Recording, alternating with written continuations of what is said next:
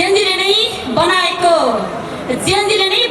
प्रधानमन्त्रीले जेनजीको माग बुझेन।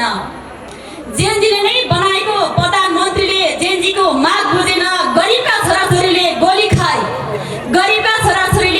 खाए, तर गोली खाएको पीडा उसले नै बुझेन। जेनजीले नै बनाएको प्रधानमन्त्रीले जेनजीको माग बुझेन।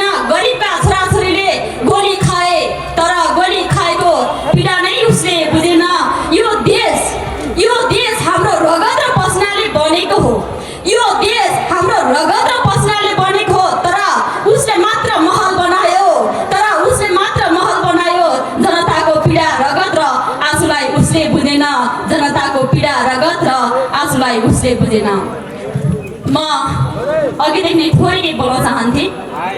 म पश्चिमको चेली भर्खर नै गुल्मीतिर बिहे गरेर चाहिँ यताको तपाईँहरूको छिमेकी बनेको छु र मैले पश्चिममा चाहिँ विद्यार्थी सङ्गठनबाट चाहिँ मैले नेतृत्व गर्दै अगाडि बढेको थिएँ। म प्रदेशसम्म चाहिँ पुगेको व्यक्ति र अहिले चाहिँ लुम्बिनी प्रदेश हामी जेनजी रेड फोर्सको चाहिँ सहसंयोजक। म थोरै सहसंयोजक भएकै कारणले गर्दा जेनजी भएकै कारणले गर्दाखेरि चाहिँ म थोरै के भन्न चाहन्छु भने अहिलेको सरकार जेनजीको सरकार, तर विडम्बना जेनजीको सरकार माथि छ।